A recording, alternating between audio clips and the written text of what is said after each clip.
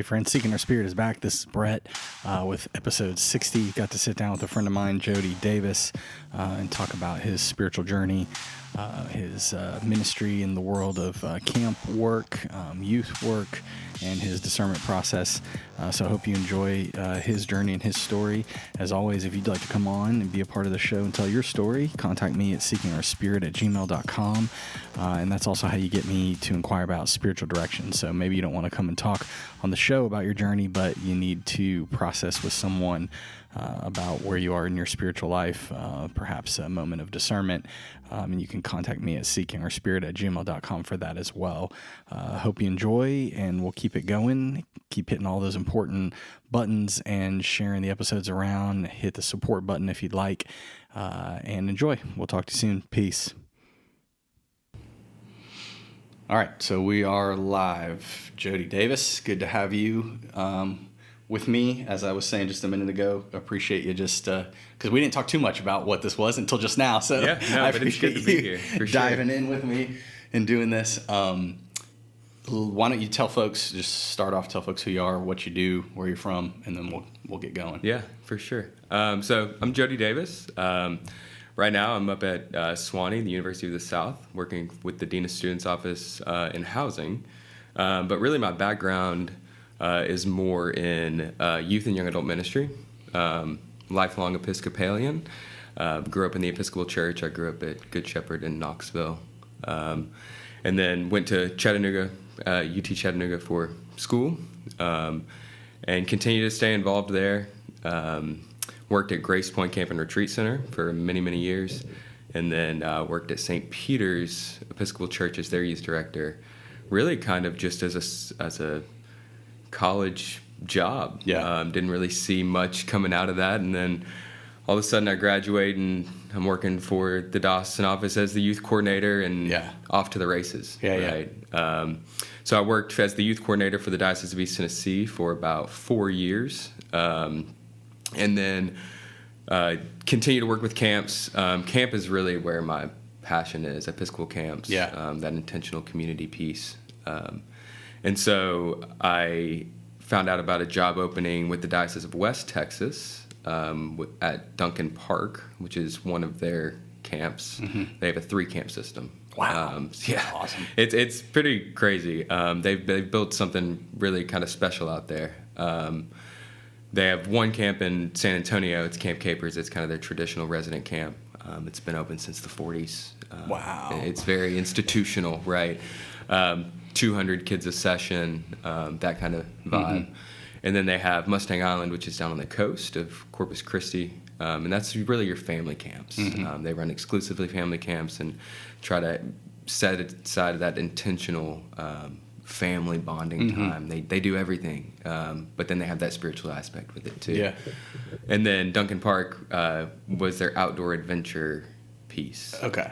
It's their newest. Okay. So it was established in 2012, and it was really an outdoor adventure program through the diocese, through Camp Capers, and they started taking small groups of young people backpacking and wanted them to experience something that was completely different from what they would see. And that's Colorado. That is Duncan Park now. Okay. It wasn't before. That was just the outdoor adventure program. Mm-hmm. And they ran it out of a parishioner at St. David's, which is in West Texas, had a piece of property on Duck Lake, which is now a mile away from the location.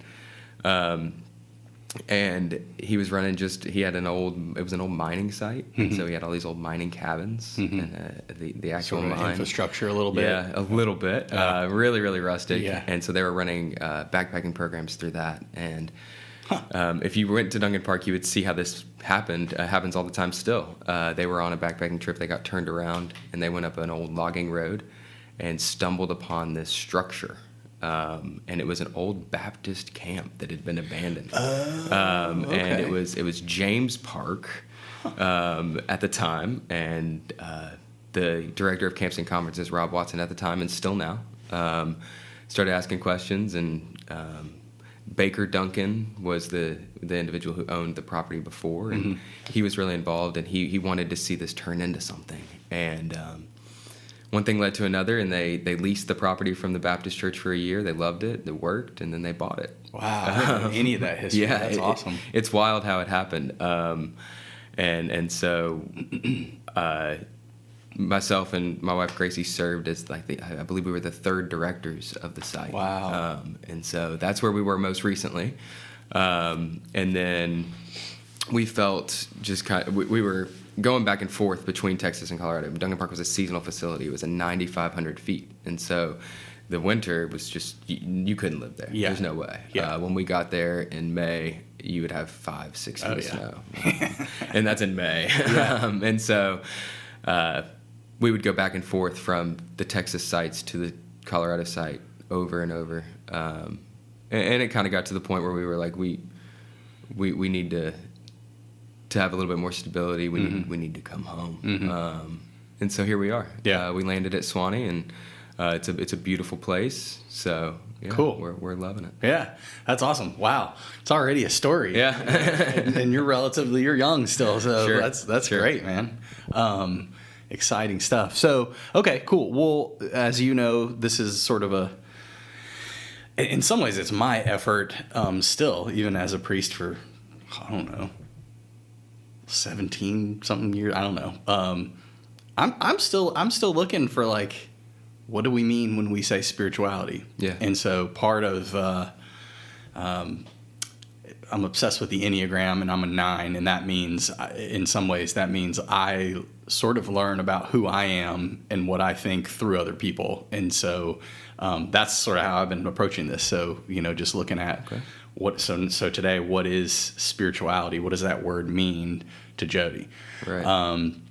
So when you think about your life and you think about faith life, spirituality, whatever, where does that word even sort of come into existence for you when you look back on your growing up? Yeah. I think I mentioned I am a lifelong Episcopalian. I grew up in the Episcopal Church, and so tradition and the Episcopal liturgy and all of that is not something that's foreign to me. Mm-hmm. I grew up in youth programs. I participated in youth retreats, diocesan level, all of that kind of stuff. And so church was always something that was stable to me, and it was something that at that point I thought that it was expected. Like everybody did that, right? So you grew up in a family that oh, absolutely, it was a part of life. It wasn't a forced thing, sure, but it was just something everybody does that. All my friends at that point did, and that was I realized now that that's because that's what I did, and that's who I surrounded myself with, and so it really wasn't until. Which is kind of, looking back on it, it's an interesting timeline because most people that I talk to my age, their college years are when they kind of shy away from the church a little bit or just don't have the time to really participate as much, or their focus is elsewhere. But that's really where it sped up for me. Okay. It was when, really I think it was about 2013. Like I said, I've always been associated with church, but 2013 was when I really started getting intentionally involved, both at Grace Point, working there. I went on a pilgrimage with the diocese to Kondoa, Tanzania, and I started working for the church full time. Yeah, and I was 19 at the time. So that was kind of the catalyst of this is something more than just emotion. Yeah. Well, so a couple of things. I mean, I'll back us up just a little bit in there. I mean, one thing that's interesting to me, you talk about friends or whatever in college, and most people going away from the church in college times, I wonder if that has a lot to do with, like you said, your experience in church wasn't this obligation. I feel like a lot of people, when they sort of buck that later, it's because they were obliged, always they were obligated to go, and that creates a certain relationship. So it's one thing, but then I guess I'm also wondering, and don't let me put words in your mouth, but it sounds like when you talk about church and talk about camp and talk about these experiences you've had, you're really talking about almost experiencing God through relationships with people, through that actual community. Absolutely. Is that what it looked like for you growing up in the church? Yeah. I mean, liturgy is one thing, and I've honestly grown to respect liturgy more now, but Sure. at the time it was all about relationships. It was all about that intentional community, not just community, because you can find that. Yeah. But it was about when you entered a space, you knew that people were there because they wanted to be there, and they genuinely cared. Yeah. And that's really what I found in those college years, where, especially at Grace Point, that experience, not only as a camper, because I grew up as a camper there, and that was all fun times and all of that, but it wasn't until I saw it from behind the scenes and really saw the meaning behind why we did those silly things and why we put people in situations where they have that shared experience, the depth of community. Yeah. So deeper. What, I got too many questions already in my head. Oh, So, okay. so I want to put a pin in Grace Point and what you just said. So Sure. don't let me forget, that sort of intentional, the background, seeing the background work. I'm curious if, did you consciously recognize that community was spiritual, or that you or you were experiencing God in community? Like, was that a conscious recognition, or was that something that you've later sort of come to see in retrospect? I think it's a later come to see in retrospect. I think it was there, but there was always this sense of, at the time, I'm going to move on from this. When I was in college, I was an environmental engineering major. I did water purification systems. I was going to do something completely different. This was a period of time in my life that I was grateful for and that I thought would be formational, but I wasn't going to return to that. And so I think that with that thought, not that I didn't think the Spirit was moving, but that it wasn't until later that I realized just how much it was shaping the rest of my life. Yeah, I identify with that. I mean, just as another cradle Episcopalian, people are probably tired of hearing me say it on here, but I grew up in the church. And I did have sort of a sense of, and some of it came through the church, but some of it's just who I am. I had a sense growing up of like an internal relationship with this thing we call God that I would cultivate on my own outside of church, prayer, meditation, those sorts of things. I got into that stuff real young. So it's a little bit different, but I always say it ironically has taken me, years into being a priest until I actually recognize the thing you're talking about, seeing in retrospect that when I sort of wanted to bucket as a teenager, I'd be like, oh, this is just a social club. This is just, whatever. And seeing the power of community and exactly what you're talking about, people who intentionally are choosing to be a part of this thing, and seeing, God through the love and the care and compassion and concern of people for one another. So I guess I'm sort of wondering, what is that? I call these languages. I sort of say God speaks to all of us in various languages. Right. And I don't mean just verbally, right? Community's one, whatever. There's nature, there's all sorts of them. So would you name, obviously community's a huge one in your life, in Jody's spiritual life. Yeah. Are there other ones are there other languages or ways that you developed a sense of God in your life growing up, or not? Yeah, or was that really it? It was community. that was the biggest, for sure. For sure. Yeah. Community and relationships, I would put those together, but in some ways I'd also separate them. And then nature for sure. Yeah. And that kind of built on itself with the community. I think it was the community that I was in that was their outlet too. Yeah. And so it just kind of grew into the church community, outlet. Or it was so not only the church community, but the like niche of people that I really related to. That was what they loved to do as well, and so they shared that with me. And then so I quickly just realized as well that the beauty of nature and the silence and the hiking and backpacking and climbing and all of that, those are things that that I do in a meditative way. And so I've been able to bring spiritual practices into nature. And I've been doing that for years and years and years. And I think my experiences with Episcopal camps, especially with Duncan Park and the way that it was set up, because that's what we do. We did specifically backpacking. We did specifically rock climbing and rafting and all of those things that you would never do on your daily life. But it kind of just puts you in this different mentality where you're noticing different things, and you're noticing things in nature. But I feel like subconsciously within myself, it made me notice things on a more spiritual level, for sure. Yeah, I'd be curious to hear you talk about, and maybe this is, well, I guess just what you would see naming at Duncan Park or Grace Point or other places. Like, I feel like there's a big disconnect still even in the Episcopal Church, that, how to say that, I feel like people real naturally are able to articulate, hey, I experienced something powerful, beautiful, impactful, important in nature, right? God is in nature somehow. Sure. But there's not we haven't made a great leap or a great connect to, like, therefore, Right.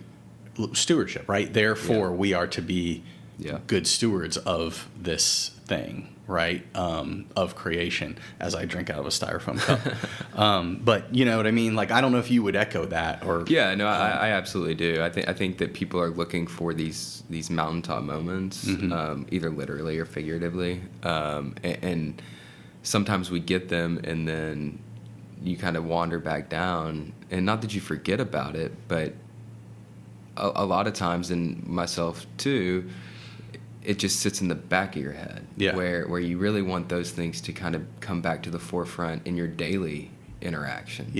Those mountaintop moments don't have to be anything super drastic. It can be something small. Yeah, well, and I wonder too if it's like, you know, we're so people are so, I don't know if obsessed is the right word, but just inclined to view this thing we call God as something separate and outer and the grandpa in the sky sort of deal.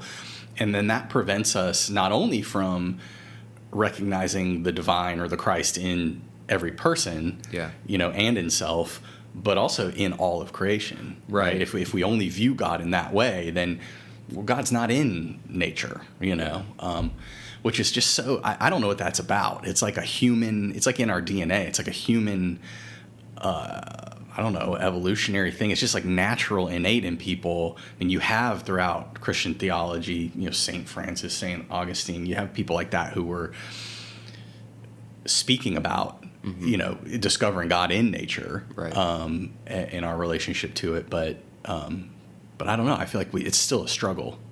It is, and I think it's also a struggle with people in community. You talked about God being this like grandfather figure in the sky, and for me, that sense because that sense of community is so important to me. My understanding of it is more of God in my day-to-day interactions, my arguments with people, my love for people, all of those things. Because, I mean, if we truly believe that everyone is made in the image of God, which I do, then I have to see that here, right? I can't just see it in the grandfather figure in the sky. Yeah, and there's sort of like, I wonder sometimes if it's, I mean, all the symbols of our liturgy point to this. I mean, communion being one of the most obvious. We're like, oh, you're taking God into you.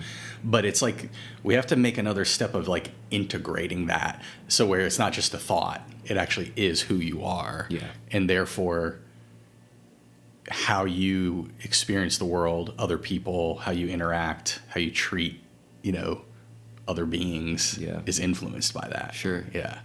And I also think, you know, for me, the way that I think about it, I mean, I think the Holy Spirit is within everything that we do, but in my connection to the Holy Spirit is more in a nature type setting. It is in more of those nature moments not that it's not in my interactions with other people, absolutely, but I feel as though my time in nature is where I can just kind of feel or hear the Holy Spirit more clearly.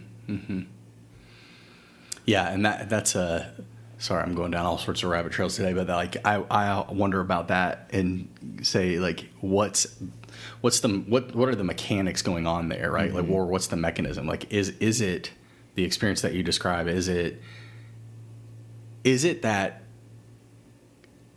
the Spirit is so present in creation, and therefore when we go into creation we experience it, or is it a factor of when we're in our day-to-day lives, we're so distracted and busy that it's a function of that separation, that pause and that break, or both. I mean, I definitely think that's part of it. I also think for me, part of it is I feel so small in that in a nature setting where, not that saying you feel small is kind of a weird way to put it, but it makes you understand and realize that you are part of something.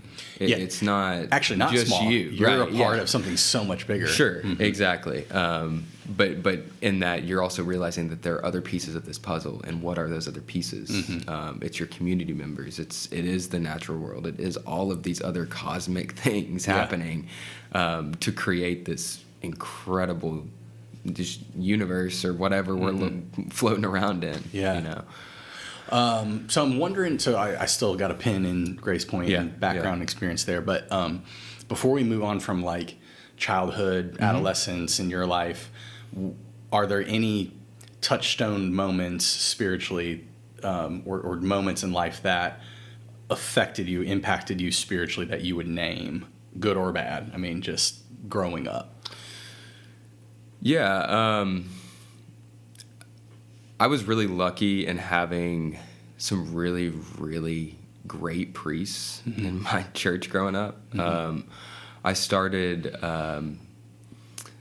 with Father Swan, who's now retired, and he was there first, and then Father Fells was there, and then Amadori. All of them have been so impactful in ways of recognizing me as a young person, and recognizing that I might not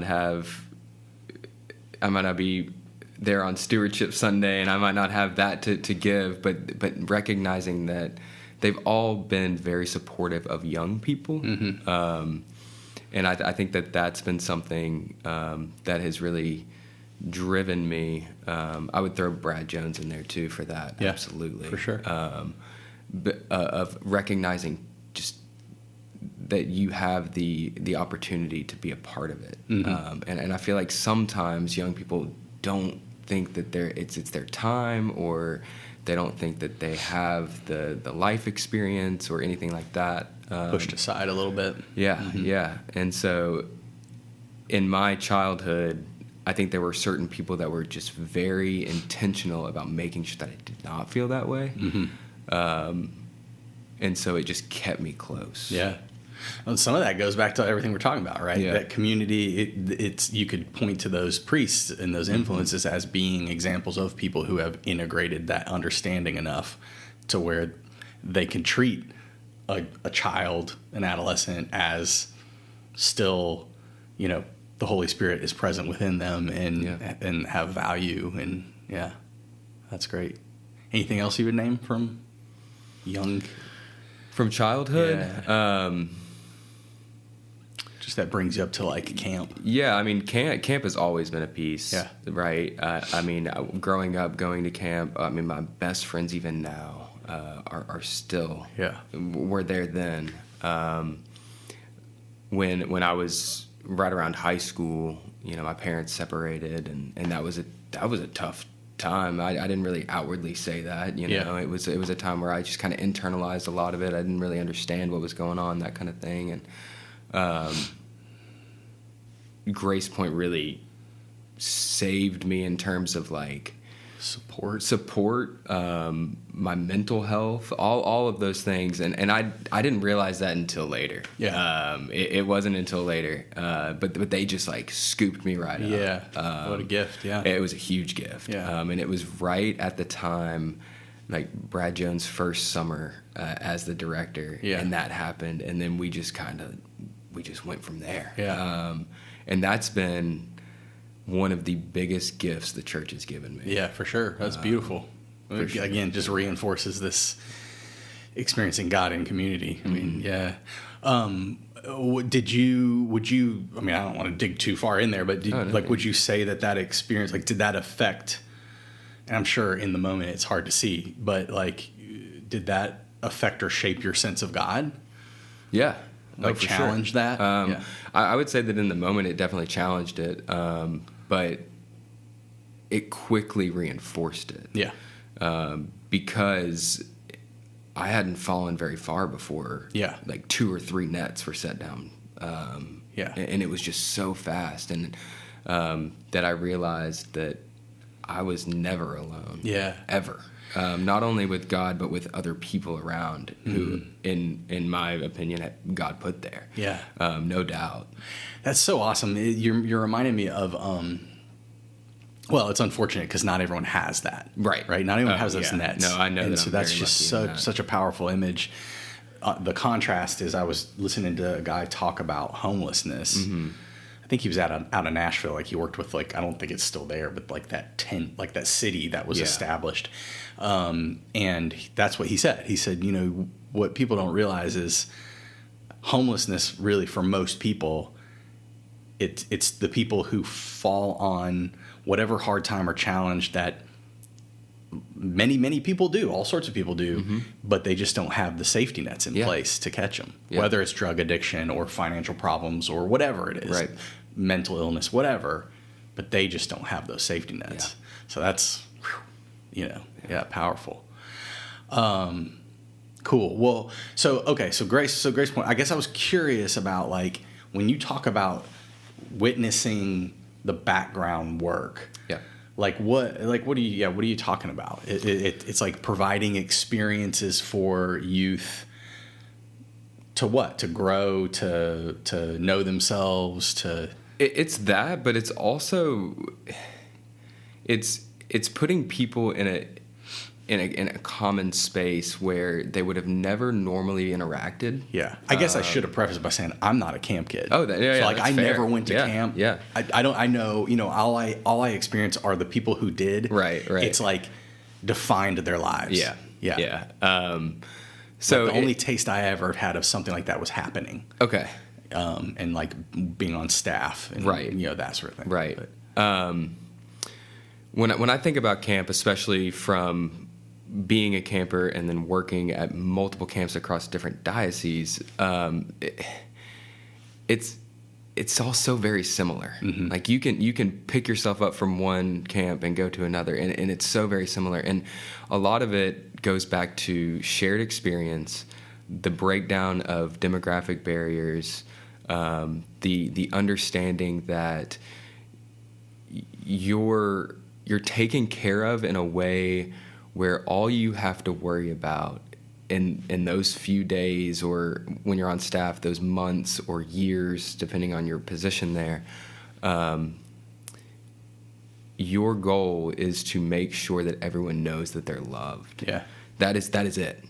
And how you do that is not only through like intentional conversation, small groups, like digging deep at certain points, but also those silly, goofy, making sure that people know that they don't, quote unquote, have to take themselves too seriously, but also knowing that they are seriously loved and that their life really truly matters. And they're safe. They're safe. They're 100% safe. And I think the background work of that is more of understanding that not everybody has that.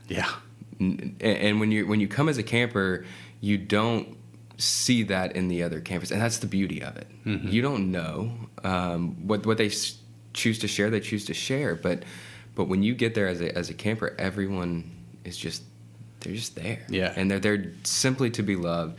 And the staff really, whether they realize it or not, their role is to model what it means to love each other and what it means to support each other, what it means to lift each other up. And so in the way that they interact with one another as a staff, in the way that in turn allows them to interact with the campers, that is the beauty of camp. Yeah. Because it's showing them what healthy relationships look like, what it means to question things, how to question things in a way of being respectful and having discussions of topics you disagree on, and knowing where to push and where to not. And I had a colleague say something not too long ago, and I resonate with it. But camp is really a place where people choose to come, and your hope is that when they leave, they feel like they're chosen in some way. We're not here to convert people. We're not here to, the camps that I've worked for are Episcopal camps, and if you're Christian, great. If you're not, I hope you've gotten something out of this. Our goal is not to create more Episcopalians. And I've been working for the Episcopal Church for 10 plus years now. And, sure. I've learned time and time again that if our goal is to love people and show, especially young people, in a world where, especially now, it's not as adamant in their day-to-day lives that they are truly loved for exactly who they are. You're planting the seeds for later. Really. Yeah, and it's interesting because I think the opposite's true, right? So if our agenda is to convert or make more Christians or make more Episcopalians or whatever, then you automatically no longer have the capacity to just simply love someone for them being them. Right. Yeah. Yeah. So how do we translate that out into the world, right? Sure. I think everybody should go to camp, but yeah. There's adult camp, by the way, for those of you listening, yeah. No, absolutely. I went this year. It was great. And there were people there that, hadn't been to camp before in a situation kind of where you were. And they were like, I get it now. I get what, and it's just this, when you're there, it seems kind of silly but the depth that you're really dealing with is where it matters. Yeah. I don't know that it sounds silly. I mean, I feel like more and more I see in adults the impact that it has on someone, just that you've sat and talked and heard them is phenomenal to me. It is. And sad. Yeah. So like to take an adult and put them in that, everything you just described, right? Demographics, all that stuff disappears. We're just humans. You're loved and accepted, period. Like that would be massively impactful, I think. Yeah.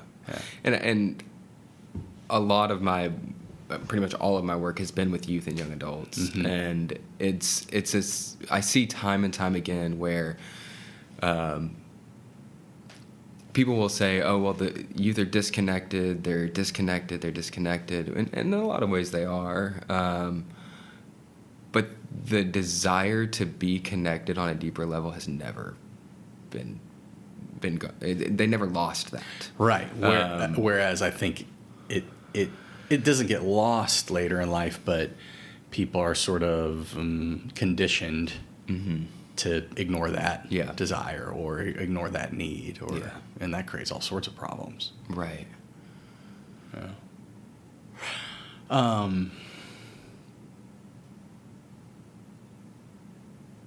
So where do you go from? That sort of brings you up to now, right? Camp, it does, because it's been camp. I don't know if there are places that you would name in terms of Jody's spirituality and your kind of timeline and how you've been stretched and grown and formed throughout those camp experiences. I don't know. What else would you name in your sort of that in terms thread? of spirituality and like the spiritual growth piece? My time with the Diocese of West Texas, my time at Duncan Park, that setting forced me to think a lot. We were off grid. I had a landline, which, I loved it. Yeah. It was a situation where I was connected to the people I really wanted to be connected with, and the people that I really felt that I needed to be connected with, and I was able to really be present. And so that gave me a lot of time to sit and think about how I ended up there, why I ended up there, because really the timeline of my life so far, it sounds like it was all planned. It sounds like it was methodical.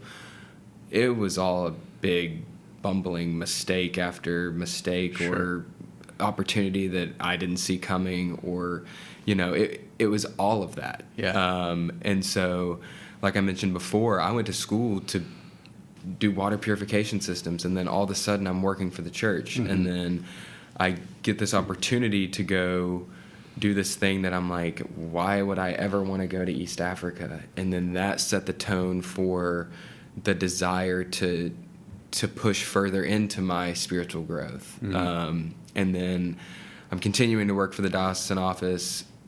COVID hits, things change completely. And then I'm thinking about what's next for me, kind of in a selfish way. Like, I can't be here forever, I have to think about what's next. In a way, it gave you that space again. It gave me that space to do that. And really, there was a piece of me that, I grew up in this diocese.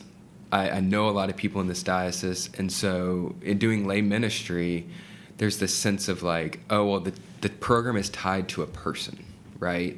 And so when I was thinking about leaving the diocese to go somewhere else, there was this sense of me of thinking, well, what's going to happen to this program? Like, I've spent so much time, I've spent so much effort in trying to build this and develop this. And it wasn't until I came back from Duncan Park, which was not that long ago. Yeah. It was March of this year. Yeah. And I mean, it's only August. So where I finally realized that I was not the program, right? Like, it finally hit me like a ton of bricks of Jody is not what is doing any of this. Yeah. It's really the Holy Spirit that's doing this. And it was when I came back to Grace Point for the first time after being away for so many years. I mean, I'd visited the property, but I came back and attended a camp session this summer. And camp is thriving. Oh, yeah. That's awesome. I mean, they're doing, the numbers are up. Like, the staff was great. I mean, everything looked great. And so when I was there, I was like, how could you have ever thought that by you leaving, this wouldn't have happened? Because really what I was realizing was that the Holy Spirit was working through me, and the Holy Spirit was going to continue to work through that place, and it was going to continue to work through anybody that came through those gates, and they were going to be just fine. And so from a spiritual sense, in choosing to leave Duncan Park as well, we were in a really good place with Duncan Park. Yeah. The culture was good. The numbers were up. Everything was looking great. And so a lot of people, when we said that we were leaving, they were like, well, why would you do that? Right. Like, you're cruising. And that was a good question. Like, why would you do that? And we just felt that it was time. And there was a sense of, the Holy Spirit is there, and Duncan Park will be just fine, and Grace Point will be just fine, because the Holy Spirit is constantly working through. And I had to finally realize that I was just something that the Holy Spirit was using in that moment. Yeah, I love the humility in that. I mean, and it harkens back. It reminds me to the image of going out into nature, right? In that, and the Spirit is here. I'm small, but I'm part of something so much greater. And it's not about me. Yeah. I love that. So I had a question there somewhere, but it left me. It'll come back to me. What?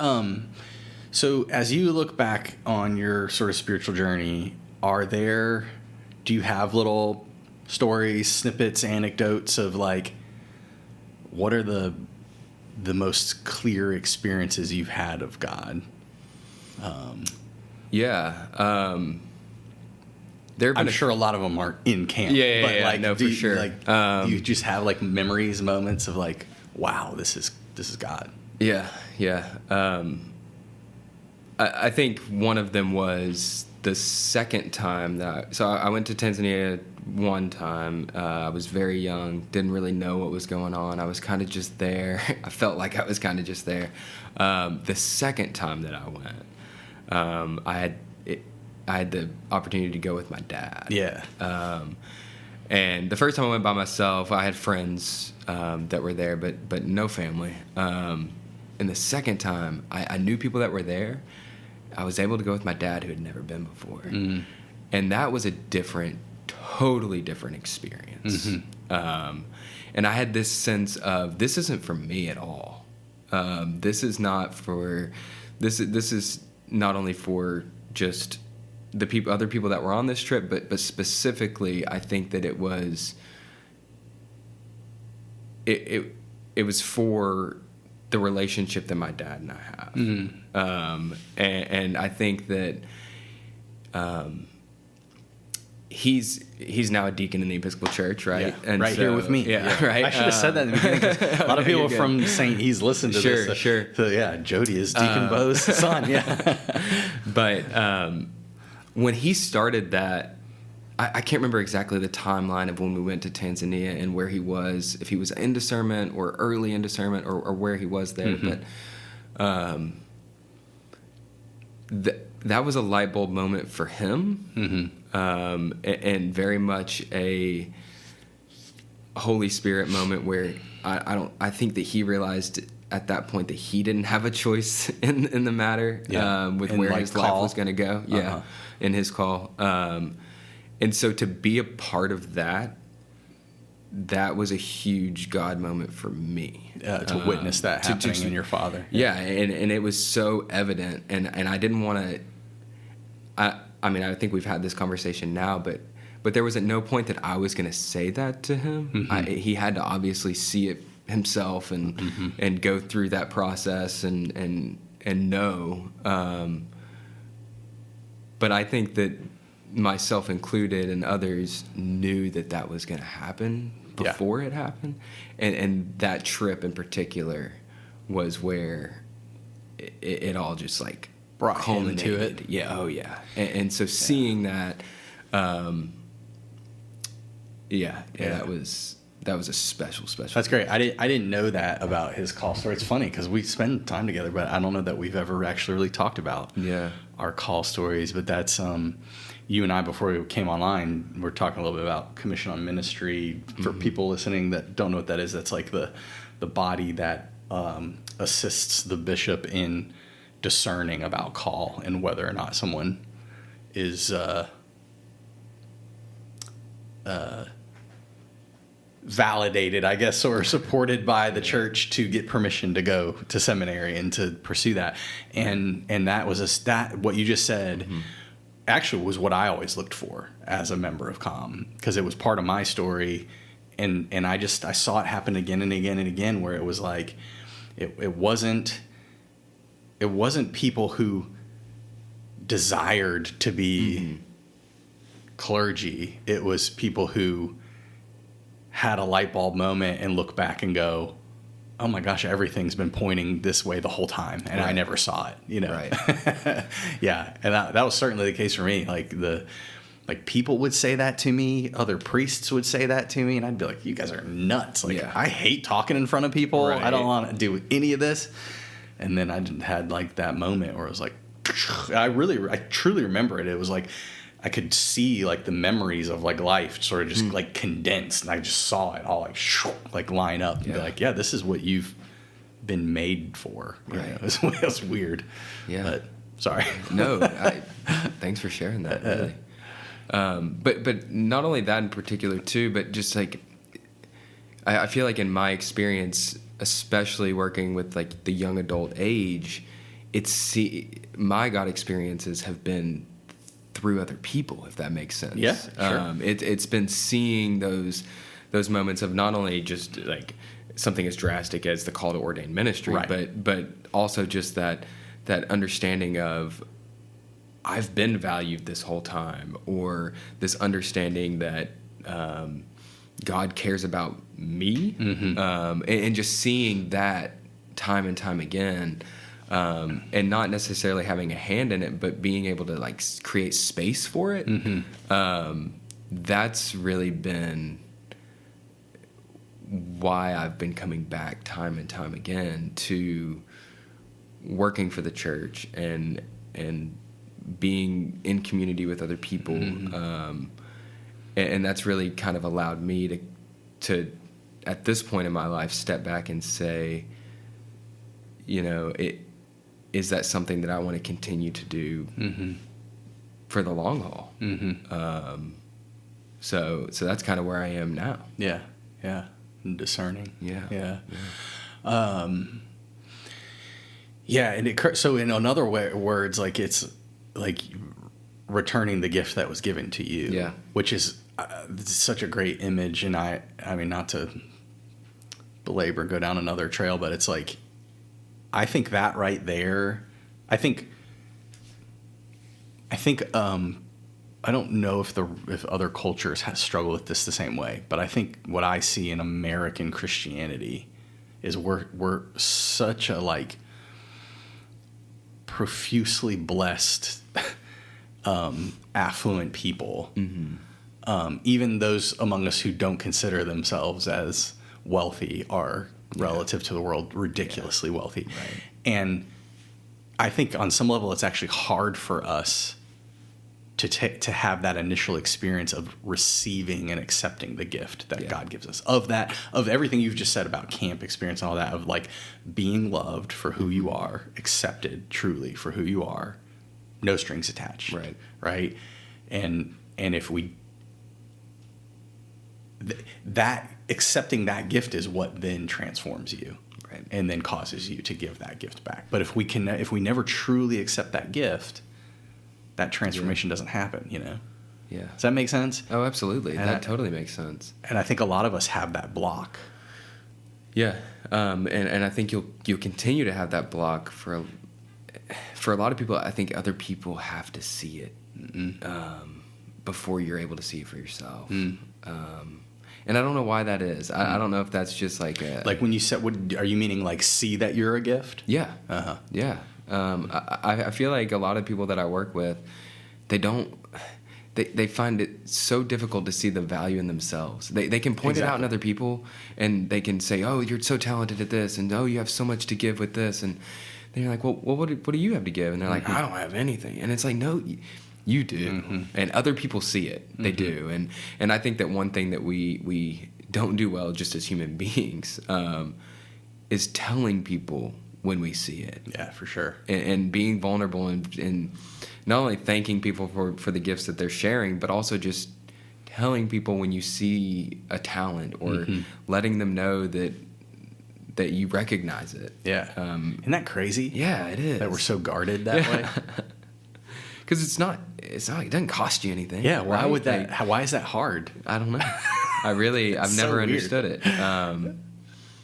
Yeah, and it's just as easy as saying thank you. And we do that all the time. So why can't we let people know when we see value in them? Yeah, for sure. Cool. Well, I don't want to hold you all day, but what anything else Jody would name about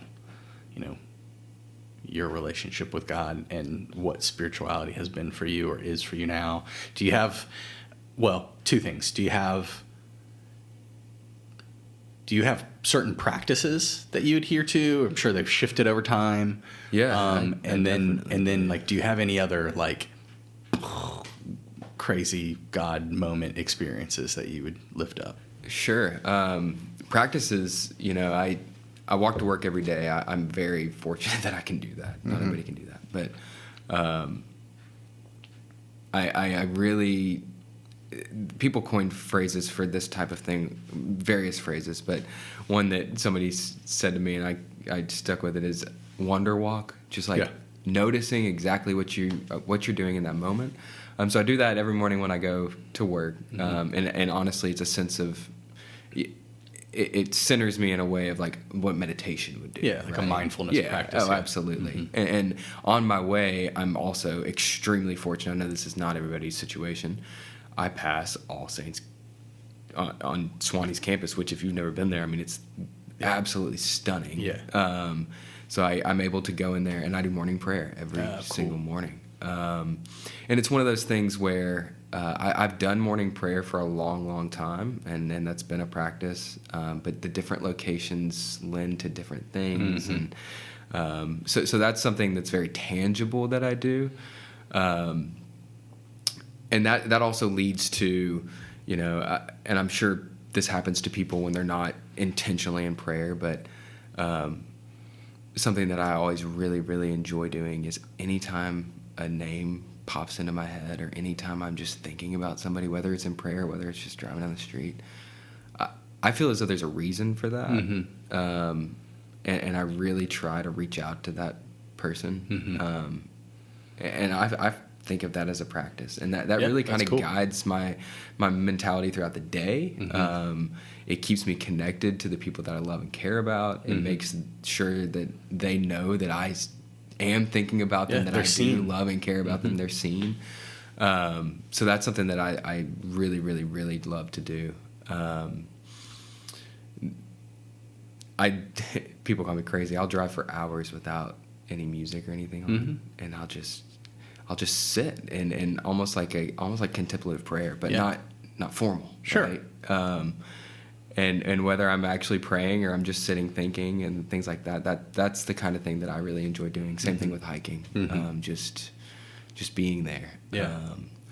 That's great. I mean, I'm big on teaching people, like when I teach prayer practices to people, which I'm big about, and doing spiritual direction and stuff. Like that's the point you just made. I'm always stressing, like, these practices I'm teaching you are not meant to always just be done in this way. Like, they are there to help you do them naturally in your waking conscious life, in your living out life, to also be, contemplative, to also be noticing, mindful, whatever, whatever word you want to pick, Yeah. And then you mentioned earlier just any other like experiences that have just been like these big aha moments. So my grandmother has been a huge part of my life. She died in January of this year, but she has been like the most solid figure of my life up until that time. This is what side of the family? It's my mother's mother. And so we were just always so candid with each other. And I remember when I first started working for the church right after college, she kept saying things like, and she's an Episcopalian through and through. Church, like, she very much so. She's like, I wouldn't wish working for the church on anybody. And she would say things like that, right? And like, don't do that. Like, you know what that's going to end up being. Like, don't do that. And she just kept...